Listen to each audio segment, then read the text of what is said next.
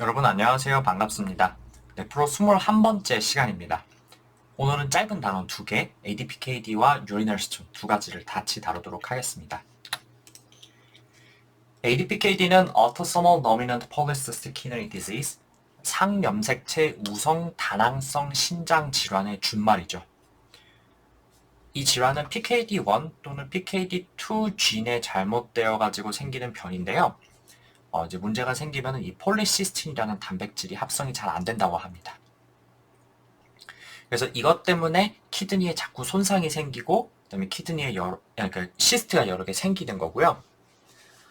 또 이 단백질이 키드니뿐만 아니라 혈관 같은 곳에도 영향을 미친대요. 그래서 cerebral aneurysm이 잘 생기고요. 종종 ADPKD 환자는 이 cerebral aneurysm에 rupture가 종종 생기곤 합니다. ADPKD 환자는 보통 20대 정도까지는 자기가 이 병을 가지고 있는 것을 모르고 지냅니다. 그러다가 30대에서 한 50대 사이에 상당히 진행을 하고 나면은 그때서야 증상이 자꾸 생기면서 병원에 오게 되는데요. 뭐 시스트가 한 개씩 터진다든지, 아니면은 이제 스톤이 생긴다든지, 그러면서 자꾸 플랭크 페인이 생겨요. 그리고 여기에 감염이 생기기도 쉽고, 그다음에 당연히 이제 파렌키마의 손상이 생기니까 거기서 출혈이 생겨가지고 해마취해야가 생기거나 그럴 수도 있겠네요. 그래서 이런 사람을 이제 신체 검사를 해보면요. 배 양쪽으로 커다란 덩어리 같은 게 만져지기도 하고요. 그리고 사실은 이게 간에도 시스트가 생기거든요. 그래서 간도 덩어리가 조금 커지기 때문에 이렇게 만져다 보면은 간이 조금 커졌나 이렇게 생각을 할 수도 있겠어요.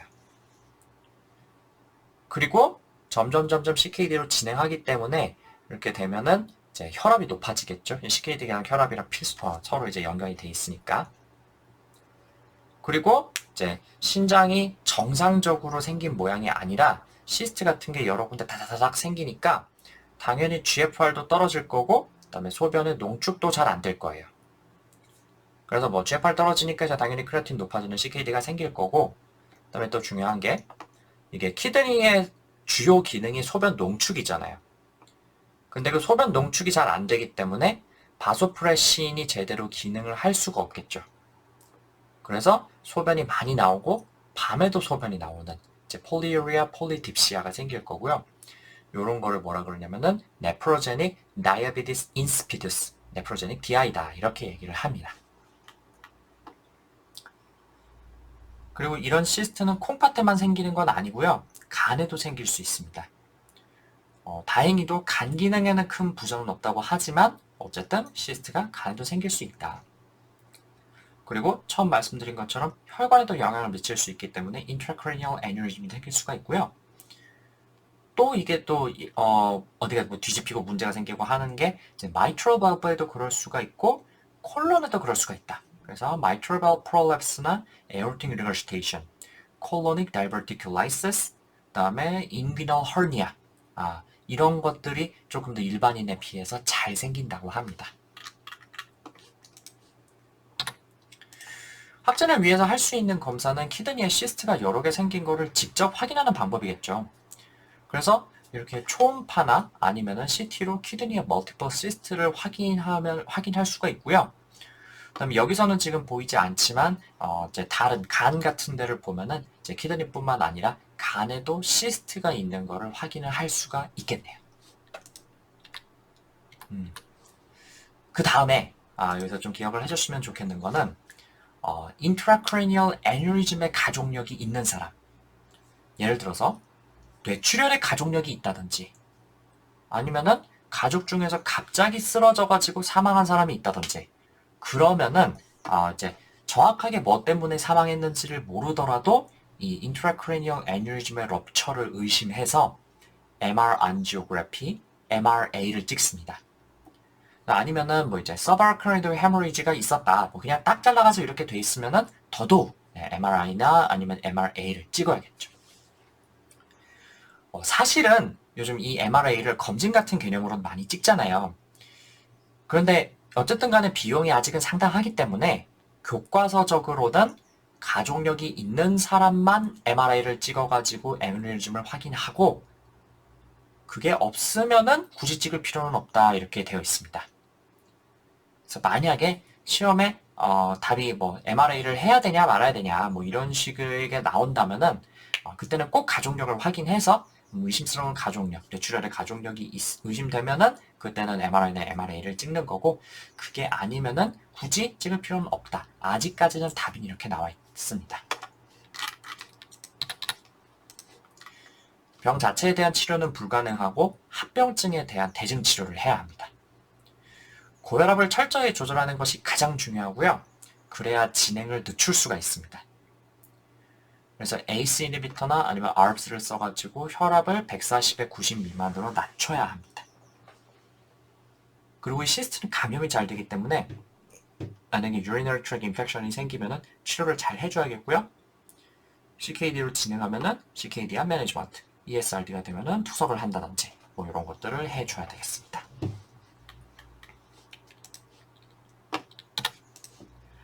자, 다음은 urinary stone, 요로돌 또는 요로결석입니다. 말 그대로 키드니의 튜브부터 시작해서 유레터나 블래더 이런 데 돌이 생기는 거죠. 만약에 아주 작은 돌이 생겼다면은 그대로 유레스라로 빠져가지고 별 볼 일 없이 넘어갈 수도 있겠는데, 큰 게 어디 걸리면은 이게 obstruction을 일으켜가지고 굉장히 심한 통증을 일으킬 수가 있습니다.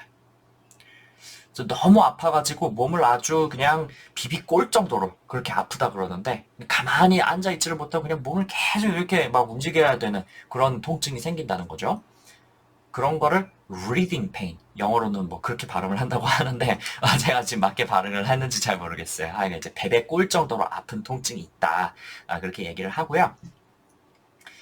이 urinary stone에 의한 통증을 urethral colic 또는 renal colic이라고 하는데, 이제 우리말로는 요관 산통, 신산통, 콩팥 산통 뭐 이렇게 번역을 하는 것 같습니다.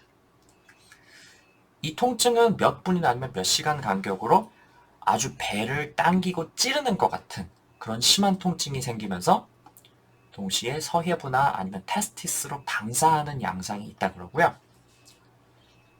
그리고 환자한테 물어보면은 배가 아프기보다는 등허리 부분이 아프다 이렇게 얘기를 하고, 거기를 톡톡 두드리면은 굉장히 심한 통증이 생기죠.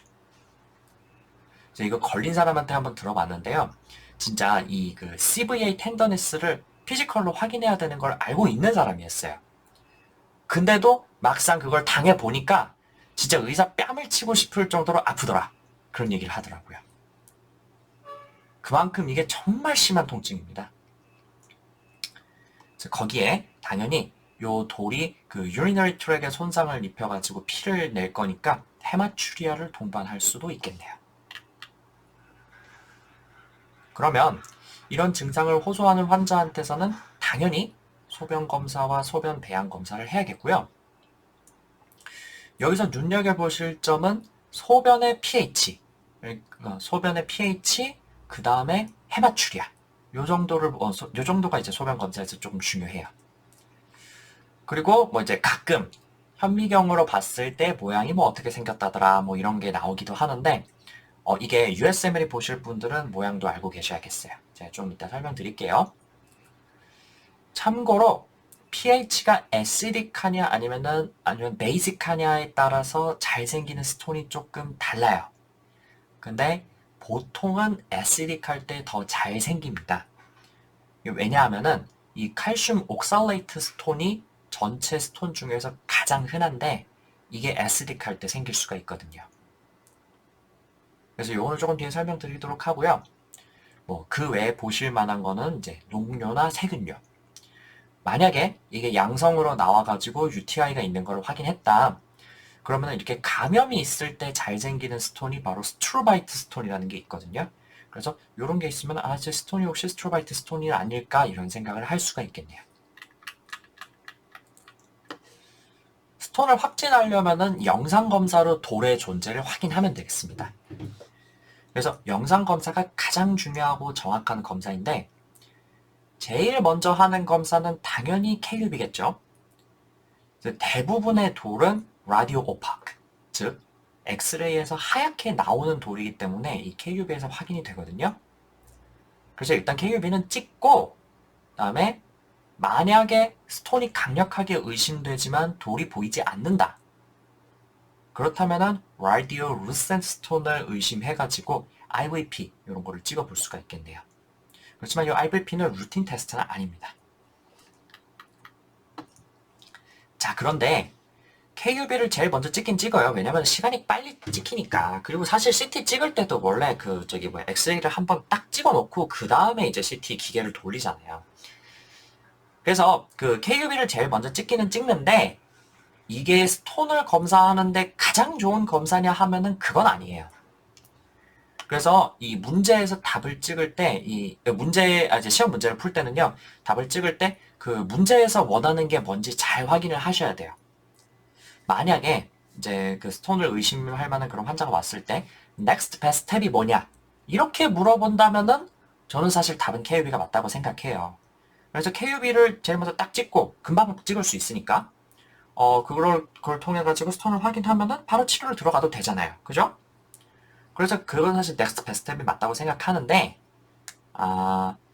만약에 문제에서 most appropriate test가 뭐냐? 또는 확진을 위해서 가장 좋은 검사는 뭐냐? 이런 식으로 물어본다면요. 그때는 non-contrast CT나 아니면은 키드니 울트라소노그래피가 답입니다. 요거 컨트라스트 CT가 아니고 조형 증강 안 하는 검사예요. 조형 증강 하면은 당연히 그 돌이 하얗게 보이는 건지 아니면은 컨트라스트가 하얗게 보이는지 구별이 안 되겠죠. 그래서 이 논 컨트라스트 CT를 찍든지 아니면 USG를 찍는다. 확진을 위해서는 요 두 가지를 찍는다. 요런 식으로 문제를 미묘하게 내가지고 낚일 수 있으니까 요걸 찍는다는 거 잘 기억해 두세요. 그래서 KUB 찍으면은 이런 식으로 돌이 있는 걸 확인을 할 수가 있는데요. 이렇게 사실은 돌이 나오더라도 못 알아볼 수가 있거든요. 그래서 이게 그렇게 좋은 검사는 아니라는 겁니다. 눈썰미가 좋은 사람은 찾을 수 있겠지만, 특히 여기, 예를 들어서 여기 이제 지금 키드니 쪽에 걸려 있으면 이렇게 잘 보일 수가 있는데, 굉장히 작은 스톤이 유레터 내려와가지고 여기 쪽에 이제 뼈 같은 데랑 겹친다? 그러면은 그건 사실 놓칠 수도 있어요. 그래서 KUB에서 대부분의 돌을 확인할 수 있지만, 확인할 수 없는 것도 있기 때문에 이런 식으로 CT를 찍는 것이 가장 정확하고 좋은 검사다 이렇게 얘기를 하는 겁니다. 요 같은 경우는 그래도 CT 장점이 뭐냐면은 이렇게 찍었을 때 이게 하이드로네프로시스 같은 게 있다. 그러면은 내과적으로 치료하기는 어렵고 바로 유럴로지 컨설트를 보내야 되는 그런 환자이기 때문에 그런 점을 확인하기가 유리해요. 그래서 KUB를 제일 먼저 찍지만 어쨌든 CT나 울트라소노그래피는 찍어야 된다. 이렇게 생각하시면 되겠습니다. 그래서 제일 좋은 검사다.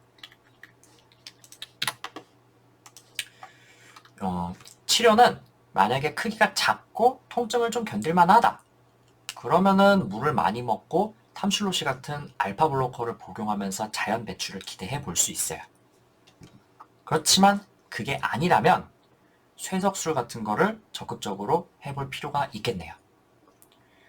그리고 통증이 너무 심하기 때문에 몰핀 같은 오피오이드 아날제식스를 적극적으로 사용해가지고 통증을 조절을 해줘야 됩니다.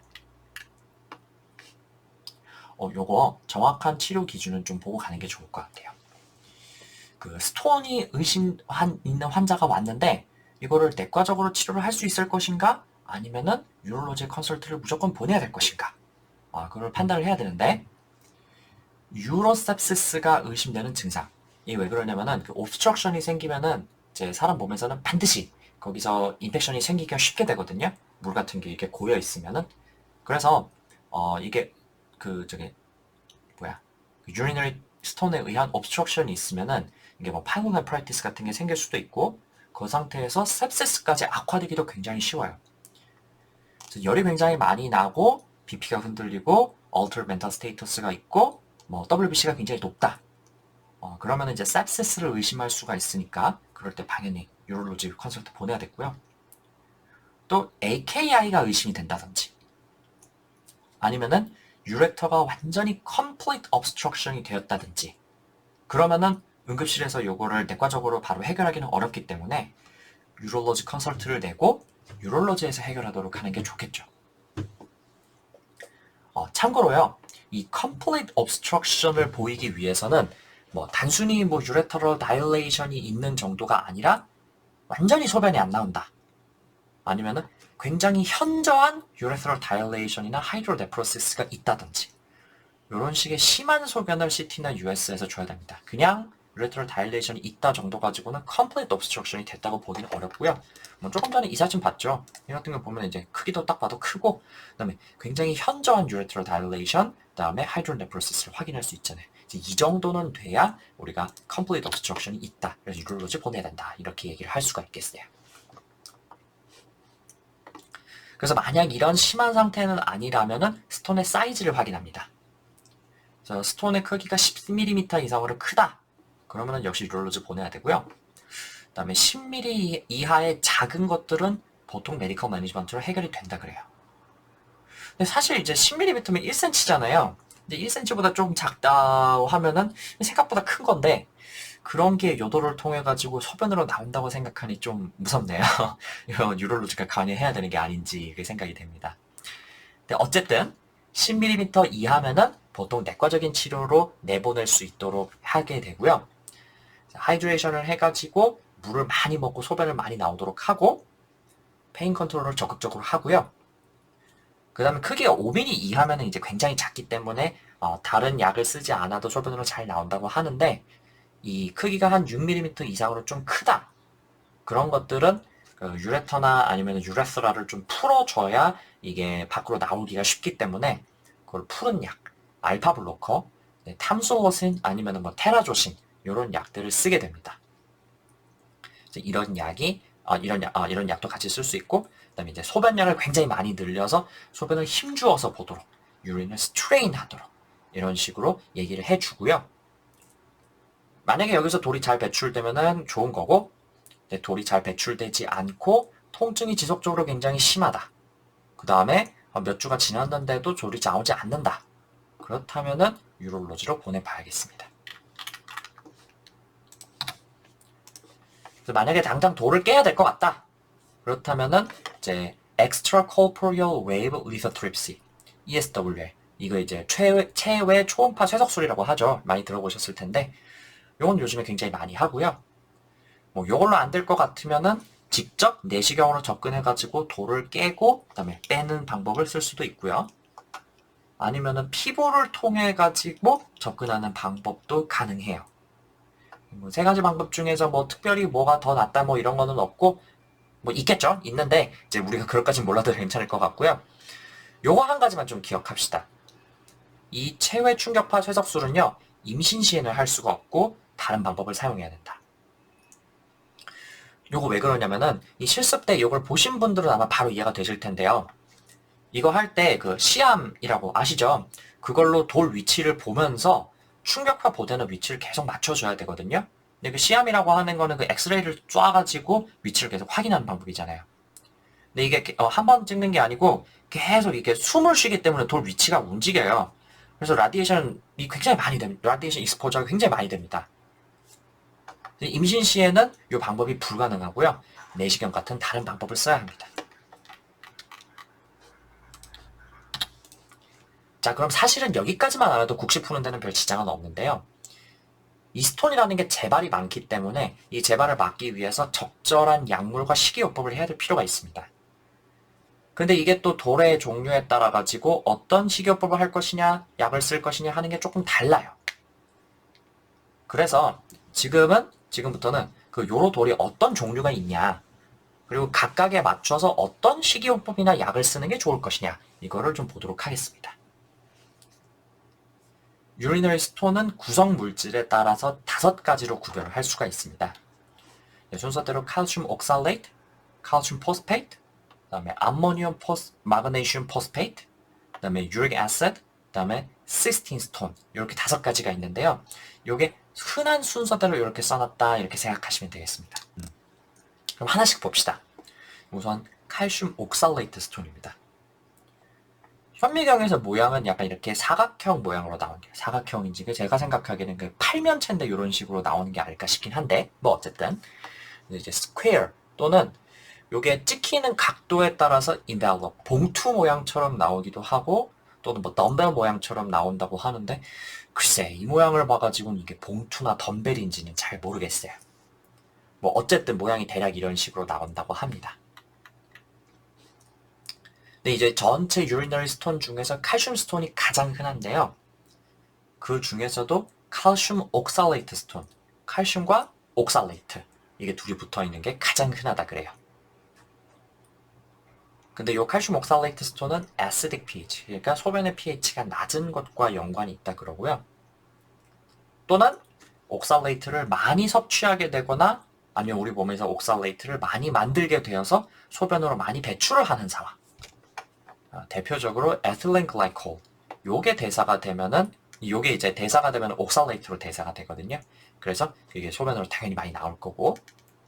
그다음에 또 중요한 게 바이타민 C를 너무 많이 섭취해도 이렇게 될 수가 있다 그래요. 그리고 사이트릭 애시드. 이게 시트르산, 사과 같은 것에 많이 들어있는 산이죠. 요게 소변으로 배설이 안 되면요. 요거 이 사이트레이트와 칼슘은 서로 달라붙어가지고 물에 잘 녹는 그런 솔트를 만들다 그래요. 근데 이 사이트레이트가 모자라면은 칼슘이 옥살레이트에 대신 결합을 할 거니까 그러면 이런 식으로 프레시피테이션이 돼서 스톤이 되는 거죠. 그래서 하이포사이트레이트리아 요거랑도 관련이 있고 그 다음에 말옵소션하고 관련이 있다. 특히 이제 fat 말옵소션하고 연관이 있다. 이거 제가 예전에 IBD 설명드리면서 한번 말씀드린 적이 있죠. 그래서 기본 생각이 잘 안 나시면 IBD 단원이랑 제가 조금 뒤에 설명 써놨는데 그거 참고하셔가지고 보시면 되겠습니다. 그 다음에 칼슘 포스페이트 스톤. 요거는 웨지 쉐이프드, 쐐기 모양의 프리즘 같다 이제 생각이 있는데 그 프리즘 모양 뭔지 아시죠?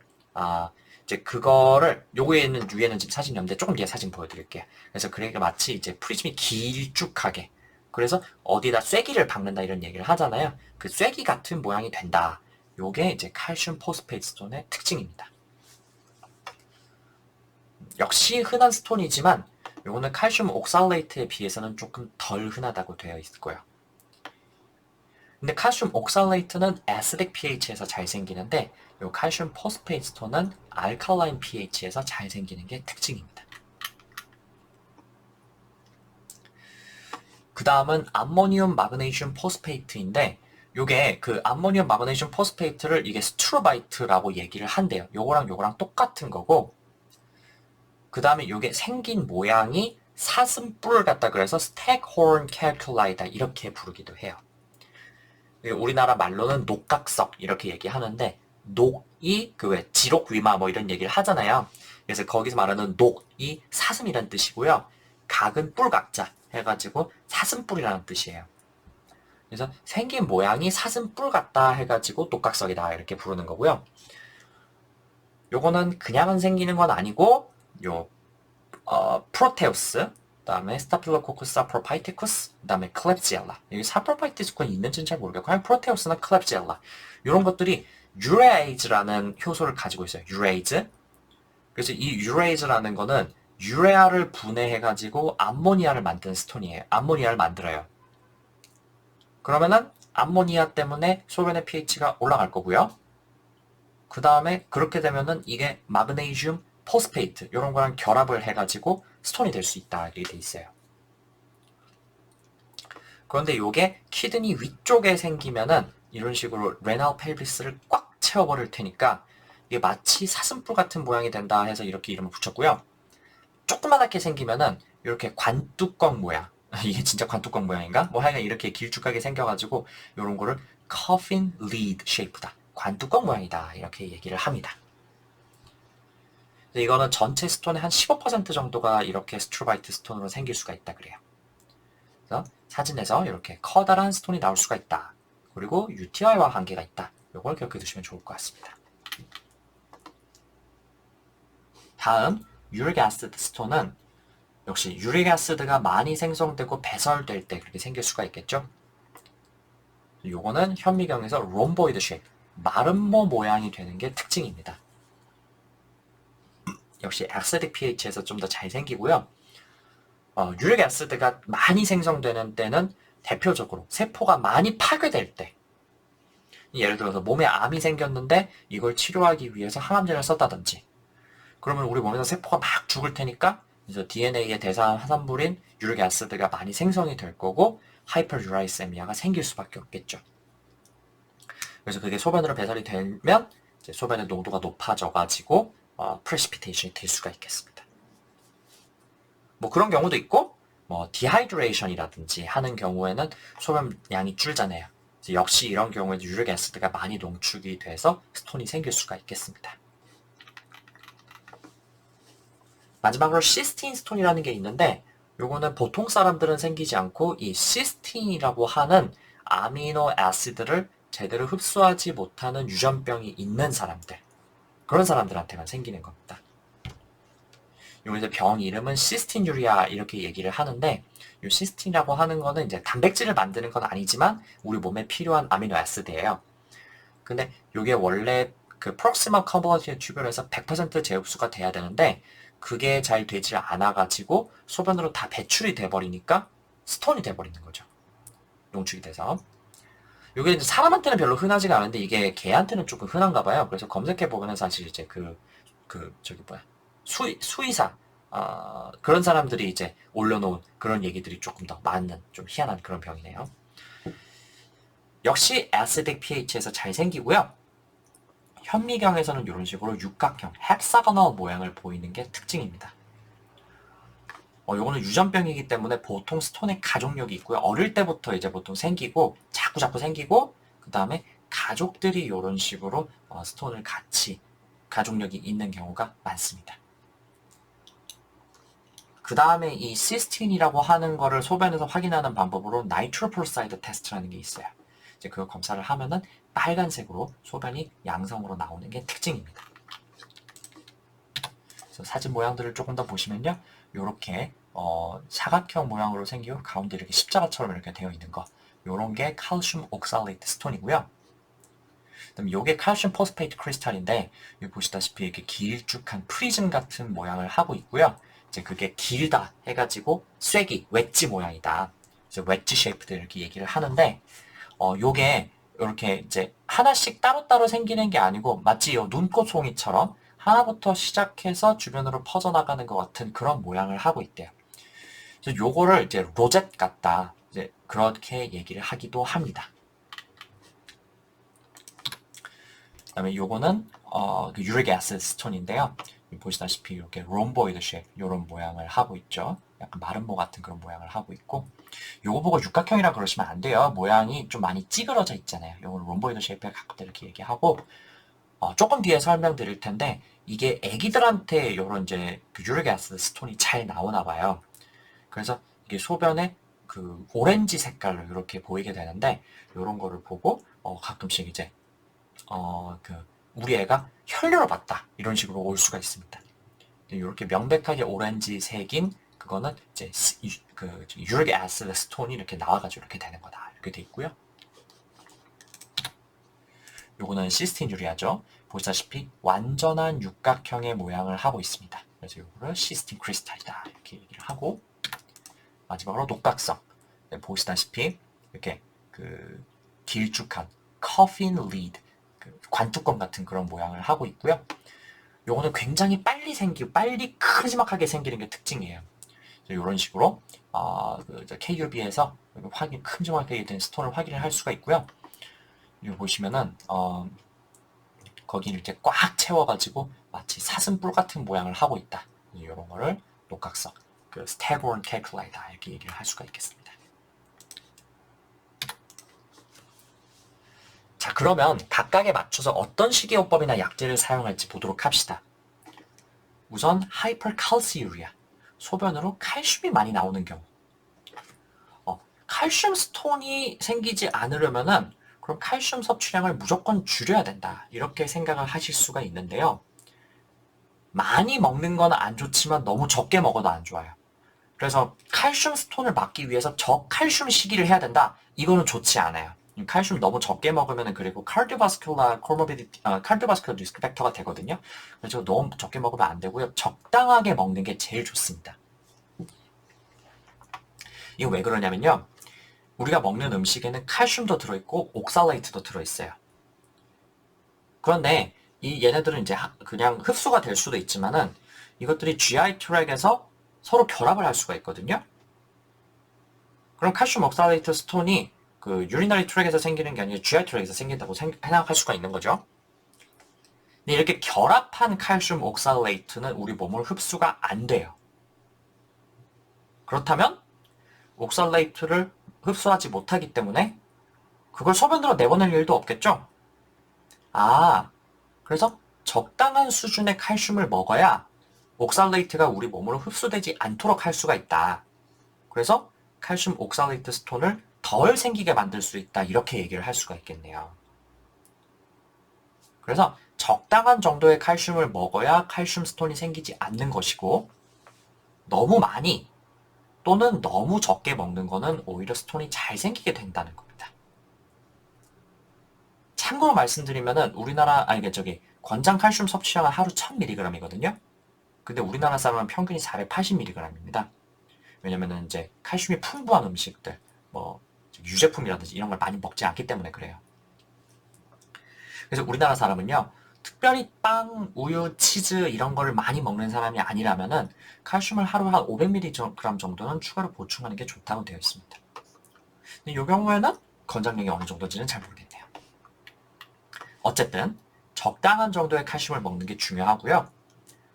그리고 이게 소변으로 잘 배출이 안 되려면은 저염식을 하는 게 역시 도움이 됩니다. 아마 제 생각에는 저염식을 하면은 사야자이드를 쓰는 거랑 비슷한 효과로 칼슘의 소변 배출을 좀 줄일 수 있지 않을까 이런 생각이 드네요. 제 추측입니다. 그 외에는 포타슘이 풍부한 식이, 야채, 과일, 해조류 이런 것들이 칼슘 스톤의 형성을 저해한다고 되어 있고요. 마지막으로 저단백 식이도 칼슘 솔트가 생기는 걸 막을 수 있다 이렇게 되어 있습니다. 그래서 음식을 짜지 않게 먹고 야채, 과일, 해조류 이런 거를 많이 먹는 게 좋겠네요. 다음은 하이퍼옥살유리아에 대한 방법입니다. 사실은 칼슘보다도 소변으로 이 옥살레이트, 옥살산이 많이 배출되는 게 스톤 형성에 조금 더 중요한 인자예요. 그래서 이 옥살레이트의 섭취를 줄이는 것도 중요한 방법입니다. 기본적으로는 물을 많이 먹어서 그게 소변에 쌓이지 않도록 하는 게 좋은 거는 당연하겠고요. 그다음에 옥살레이트가 풍부한 음식으로 초콜릿, 차, 땅콩 이런 게 있대요. 그래서 이런 음식 덜 먹어야 되고요. 그 다음에 중요한 거, 이런 게 시험에 잘 나오죠. 바이타민 C도 역시 적절한 양을 먹는 거는 괜찮은데 너무 많이 먹으면은 역시 하이퍼옥살유리아를 촉진한대요. 그래서 요거는 딱 필요한 만큼만 먹고 너무 많이 먹지 않도록 그게 중요하겠고요. 그 다음에 역시 저염식을 하는 게 중요하겠습니다. 여기저기 저염식이 건강에 좋다는 얘기가 많이 나오네요. 그죠? 그래서 가능하면 이제 음식을 싱겁게 먹는 게 좋겠네요. 그리고 여기에 이제 fat malabsorption과 hyperoxaluria의 관계를 제가 적어놨기 때문에 이거 이해 아까 못하신 분들은 이 내용 참고하셔가지고 다시 한번 보시는 것도 괜찮겠습니다. 그다음에 hyperuricosuriA, 요산이 많이 나올 때 역시 요산을 몸에서 많이 만드는 상황을 피하는 게 좋겠죠. 그래서 purine rich food, 대표적으로 맥주, 청량음료 이런 거를 먹지 않는 게 좀 중요하겠습니다. 물은요, 항상 음료수는 냉물로 먹는 게 제일 좋습니다. 그리고 유릭 애시드 스톤은 애시딕한 pH에서 잘 생기기 때문에 하이퍼유리코스 유리아가 있을 때는 유린 알칼라이나이제이션을 해주면은 프레시피테이션 되는 거를 막을 수가 있겠습니다. 요때 유린 알칼라이나이제이션 얘기가 종종 나오는데 이걸 어떻게 하느냐, 이 포타슘 사이트레이트로 한다. 요거는 조금 기억해 두시면 좋을 것 같아요. 이거를요 항상 보충을 하면은 이게 알칼라인 pH에서도 역시 스톤이 잘 생길 수가 있기 때문에 요거를 맨날 하는 거는 아니고요. 특별히 하이퍼유레세미아가 심할 때, 예를 들면은 튜머 라이시스 신드롬이 있다든지 그럴 때 이런 알칼라나이제이션을 보조요법으로 사용하는 게 도움이 되겠습니다. 참고로 사야자이드가 이 유릭 애시드를 재흡수하는 효과가 있어요. 그래서 통풍이 있을 때는 사야자이드를 사용하지 않는 게 좋다 이렇게 되어 있거든요. 근데 그러면은 사야자이드를 쓰면은 소변으로는 유릭 애시드가 좀 덜 빠져나가니까 이게 유릭 애시드 스톤에 좋지 않을까? 이런 생각을 할 수가 있겠죠. 근데 사야자이드를 쓰면요 그 소변의 pH를 낮추는 효과도 있거든요. 그래서 유릭 애시드 스톤이 더 잘 생기게 되는 그런 효과도 있어요. 그래서 뭐 유레 아시드를 줄이기 위해서 사야자이드를 쓰는 그런 방법은 일견 맞는 것처럼 보이지만 사실 우리가 그런 방법을 쓰지는 않는다. 이거 기억하시고요. 그것보다는 물을 많이 먹고 유릭 아시드가 소변에 농축되지 않도록 이렇게 하는 게 조금 더 중요하겠습니다. 그리고 조금 전에 그 이제 신생아들 기저귀에 그게 오렌지 색깔로 그렇게 묻어 있는 거 보여드렸죠. 신생아들이 이렇게 유릭 아시드 스톤을 배설하는 경우가 있는데요. 혈뇨가 생긴 것처럼 핑크 스트레인 이런 게 생기고 또는 아주 조그만한 모래 조각 같은 게 나오기도 한대요. 그럼 부모가 깜짝 놀라겠죠. 우리 애가 혈뇨를 봤다고. 이런 경우가 상당히 흔하기 때문에 색깔 자체가 완전한 오렌지색이고 그다음에 잘 먹고 잘 크고 있고 그다음에 소변도 잘 보고 뭐 그러고 있으면은 추가적인 검사 없이 안심시키는 게 중요하겠습니다. 다음은 하이퍼시스티누리아. 조금 전에 말씀드렸듯이 이건 유전적인 질환에 의한 겁니다. 어릴 때부터 반복적으로 스톤이 생기고 비슷한 가족력이 있다. 이거는 뭐 예방 방법이 있기는 한데 이건 좀 애매하고요. 그냥 이거 시스틴 스톤은 헥사고날로 생기는 거다. 그 다음에 소변을 시스틴 레벨을 확인하는 방법은 이 사야나이드 나이트로프로사이드 테스트에서 이렇게 빨갛게 변하면은 그게 시스틴유리아가 있는 거다. 요거 정도만 기억하시면 충분할 것 같아요. 자, 마지막으로 스트로바이트 스톤. 요거는 유레아이즈 프로듀싱 박테리아에 의한다 말씀드렸죠. 대표적으로 프로테우스, 클렙지엘라 이런 게 있습니다. 근데 아까 사진에서 보여드렸다시피 이건 크기가 상당히 큰데 굉장히 빠르게 그렇게 식으로 쫙 생기는 거거든요. 그래서 이게 빠져나오지를 못하고 키드니에 계속 갇혀가지고 사슴뿔 모양까지 그렇게 되는 경우가 많아요. 근데 대신에 이게 유레터를 막아가지고 리널 콜릭을 유발하느냐? 즉 그렇게 된다기보다는 그 감염 자체에 의한 증상들, 유로셉시스라고 하죠. 그런 증상을 일으키는 경우가 더 많다 그래요. 그리고 자꾸 항생제 치료를 열심히 해도 이 스트로바이트 스톤에 있던 균이 또 기어 나와가지고 감염을 자꾸 일으키는 경우도 많고요. 그래서 이거는요 수술적으로 직접 그 스톤을 제거해줘야 되는 경우가 많고요. 만약에 이게 초기에 치료를 제대로 못해가지고 키드니가 염증 때문에 완전히 기능을 못하게 됐다. 그러면은 아예 키드니를 제거해 주는 게 더 낫다고 합니다. 네프로템을 하는 거. 그래서 요거 있는 정도는 한번 읽어보시면 좋을 것 같습니다. 제가 아까 다 설명드린 내용입니다. 자, 그럼 오늘 ADPKD 유리너리 스톤은 여기까지 하고 마치겠습니다. 마지막에 다뤘던 스톤의 종류나 각각에 대한 치료법 이런 거는 USMLE가 아니면 잘 나오지 않기 때문에 국시만 보실 분들은 우선순위를 좀 늦추셔도 괜찮아요. 그러면 다음 시간은 요로 감염하고 네프로 마치겠습니다. 오늘도 공부하느라 정말 수고 많으셨습니다. 복습하시고 문제 풀어보시고요. 다음 시간에 뵙겠습니다.